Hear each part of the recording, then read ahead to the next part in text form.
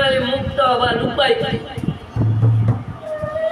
জন্ম মৃত্যুর শৃঙ্খল থেকে একবারে মুক্ত হবার উপায় হল সাধু সঙ্গ, নাম কীর্তন, নাম শ্রবণ, সাধু সঙ্গে বাস।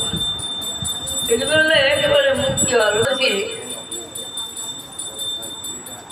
মহারাজ পরীক্ষিত যখন সুখদেবকে প্রশ্ন করেছিলেন, মহামণি সুখদেব মহারাজ পরীক্ষিতকে এই গল্পটি শুনেছিলেন যে রাজন, খটকাঙ্গ নামে এক রাজা ছিল। তিনি যুদ্ধবিদ্যায় অত্যন্ত পারদর্শী ছিল এবং অত্যন্ত তেজস্বী গুণবান লোক ছিলেন। তাই ইন্দ্র অসুরের উৎপাতে তাকে স্বর্গে নিয়ে যায়। সেইখানে তিনি এই স্বর্গে তিনি যে অনেক দিন না খাইয়ে, না লইয়ে, না ঘুমাইয়ে এই অসুর নিধন করেছিলেন। তাই তাকে স্বর্গরাজ্য যখন শান্তি হয়ে গেল, তখন ইন্দ্রের সভায় তিনি আসলেন। তখন দেবতারা তাকে অনেক ধন্যবাদ দিয়ে তাকে অভ্যর্থনা করলেন। সেই মহারাজ সেই ধর্মসভায় আছেন।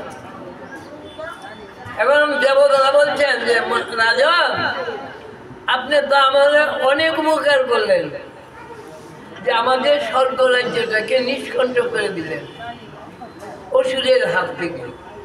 তো আপনাকে তো আমাদের কিছু দেওয়ার দরকার, এখন আপনাকে আমরা কি দিব বলেন? তো খটকাঙ্গ রাজা বলছে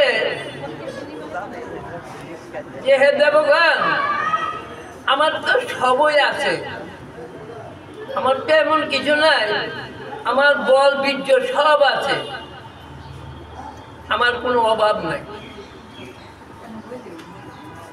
চাইলে আমরা কিছু দিতে পারি আপনারা, আমার কোনো প্রয়োজন নাই। না, আপনার কিছু নিতে হবে। তো দেবতারা যখন এভাবে বললেন, তখন তিনি, হে দেবগণ, এক কাজ করো। বলে কি? আমার কতটুকু আয়ু আছে এইটা কোনো না করে বাইরে করে দেন। খটকাঙ্গ রাজার আয়ু নির্ণয় করতে গিয়ে যায় কি, এক মুহূর্ত কাল আয়ু আছে, রাজাকে জানানো হলো। এক মুহূর্ত হলো আমাদের বাংলা টাইম হলো 48 মিনিট। এই 48 মিনিট আপনার বাচ্চা থাকলেন পারবে, এই দেহ ছেড়ে দিত। দেবগণ, এক কাজ করো, আমাকে এমন একটি মনোরথ তৈরি করে দাও, মত্ত দাম হইল ভোজনের জায়গা। আমি এই 48 মিনিটের ভিতরে যেন মত্ত দামে যেয়ে সাধন ভোজন করে সেই শঙ্খ চক্র কলাবদ্ধ আমার সেই 48 মিনিট আমি কাজে লাগাবো। তাই রাজার কথা মতো দেবগণ গণনা বাচ্চা করিয়া তাকে একটি মনোরথ তৈরি করে দিলেন।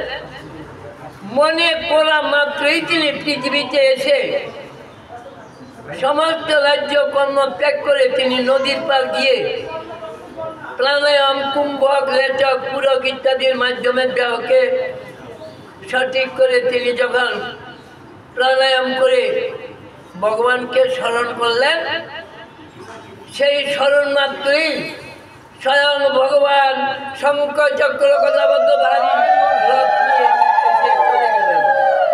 আমরা আজকে এখানে গান শুনবো, আমরা হরিকথা প্রতিদিন হয়, আজকে আমরা গানের মাধ্যমে হরিকে স্মরণ করব এবং সেই গানের মূল অর্থগুলি যেন আমরা অনুভব করতে পারি। ওই লিখিতে নিয়ে আসে না কই? হ্যাঁ আমি তো ছেড়েছি।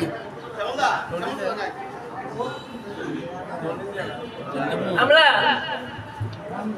আমরা সেই মধুর সুকণ্ঠ গায়ক তাদের কণ্ঠ থেকে আমরা ভগবানের সেই অমৃতময় গান শ্রবণ করব। সকলে ভালো থাকবেন, সকলের মঙ্গল কামনা করছি। সবাই যেন হরি ভক্তি পেয়ে ধন্য হয়ে যায়। জয় গুরু শ্রী গুরু ব্রহ্মানন্দে হরি হরি বল, হরি বল বল হরি। জয় জয় নিতাই গৌর সীতামা ব্রহ্মানন্দে হরি হরি বল, হরি বল বল। জয় মহারাজ। মহারাজ